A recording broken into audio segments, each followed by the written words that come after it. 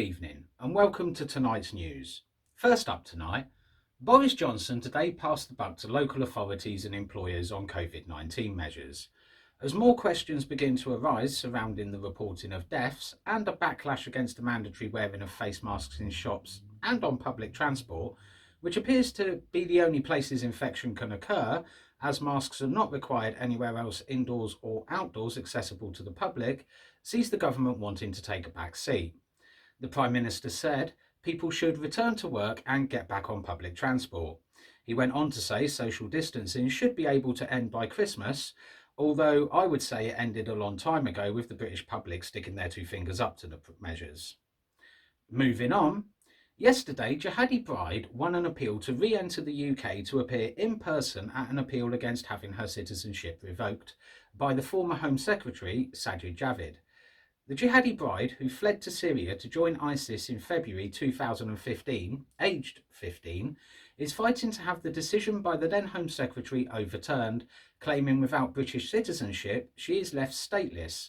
She claims she was naive when she joined ISIS, yet we are told every day that children as young as 4 and 5 are aware enough to choose their gender, to lecture us on climate change, old enough to learn how to protest politically, but a 15-year-old apparently didn't know what she was doing when she fled to participate in the death cult's activities, despite her father regularly protesting on behalf of the death cult. In London, crime is rising at 5 times the rate of the rest of the UK. The latest figures from the Office of National Statistics show murders in the capital rose by almost 25% last year.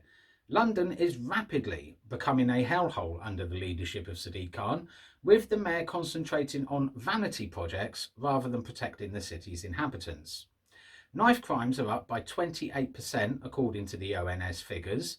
The rise in homicide is driven by the rise in offences involving knives in London, up from 67 to 86, while the rest of the country saw a 7% decrease in the number of homicides involving a knife or sharp instrument. You honestly couldn't make it up.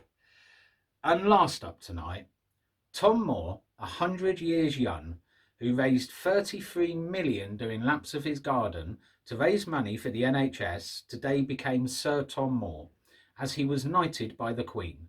God bless him, a true national treasure who the Queen said became a beacon of light at the height of COVID hysteria. And that's all for tonight.